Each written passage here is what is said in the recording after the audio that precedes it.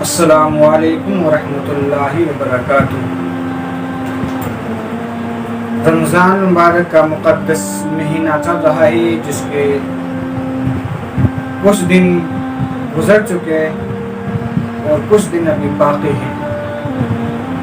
یہ وہ مقدس مہینہ ہے کہ جو رحمتیں اور برکتیں لے کر ہمارے درمیان نازل ہوا، اور اسی مقدس مہینے میں ایک ایسی مقدس رات ہے، ایک عظمت والی رات ہے جس کو ہم شب قدر کے نام سے جانتے ہیں۔ شب قدر کیا ہے، جس کے بارے میں خود قرآن مجید ارشاد فرما رہا ہے لیلۃ القدر خیر من الف شہر، یعنی کہ لیلۃ القدر وہ ہے جو ہزار مہینوں سے افضل ہے۔ اس رات کے بارے میں آقا کریم صلی اللہ تعالی وسلم نے ارشاد فرمایا کہ جو بندہ شب قدر میں ایمان و اخلاص کے ساتھ عبادت کرے تو اس کے پچھلے گناہ بخش دیے جائیں۔ یعنی جو اس رات میں جا کر عبادت کرتا ہے ایمان و اخلاص کے ساتھ، تو اس کے پچھلے تمام گناہ بخش دیے جاتے ہیں۔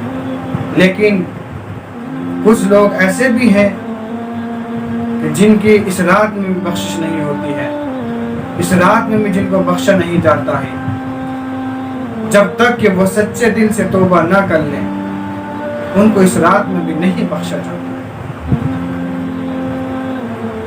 اب وہ لوگ کون ہیں کہ جن کو اس رات میں بھی جن کی بخشش نہیں ہوتی ہے؟ ان کے بارے میں آقا کریم صلی اللہ تعالی علیہ وسلم نے ارشاد فرمایا کہ وہ لوگ وہ ہیں جن کی اس رات میں بخشش نہیں ہوتی ہے۔ ان میں سے ایک شخص وہ ہے جو شراب کا عادی ہے، یعنی جو شراب پینے والا ہے۔ نمبر 2، وہ شخص ہے جو ماں باپ کا نافرمان ہے، یعنی کہ جو ماں باپ کی نافرمانی کرتا ہے، ان کی عزت نہیں کرتا، ان کا ادب احترام نہیں کرتا، تو اس کی بھی اس رات میں بخشش نہیں ہوتی۔ نمبر 3، وہ شخص ہے جو قطع رحمی کرتا ہے، یعنی قطع رحمی کرنے والا، یعنی رشتہ داروں سے رشتہ توڑنے والا۔ نمبر 3 پر وہ شخص ہے۔ اور نمبر 4، وہ شخص ہے جو آپس میں بغض و کینہ رکھے، یعنی کہ وہ لوگ جو آپس میں ایک دوسرے سے بغض و کینہ رکھتے ہیں، ان کی بھی اس رات میں بخشش نہیں ہوتی۔ یہ تو ہو گئے وہ 4 انسان جن کے لیے آقا کریم صلی اللہ علیہ وسلم نے ارشاد فرمایا کہ یہ وہ لوگ ہیں جن کی شب قدر میں بھی بخشش نہیں ہوتی ہے، جب تک کہ یہ سچے دل سے توبہ نہ کر لیں، جب تک کہ آپ نے گناہوں سے سابقہ گناہوں سے توبہ نہ کر لیں، ان کی بخشش رات میں بھی نہیں ہوتی ہے۔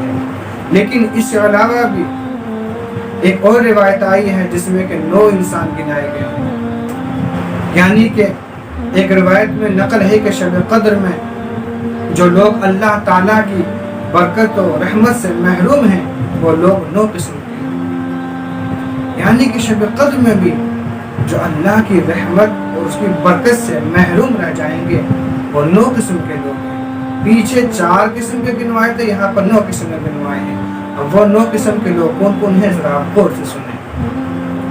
نمبر 1 پر ہے جو لوگ مال کی زکوٰۃ نہیں دیتے، یعنی جو مالی کے نصاب ہے لیکن اپنے مال کی زکوٰۃ نہیں نکالتے ہیں۔ نمبر 2، جو لوگ خون ناحق کرتے ہیں۔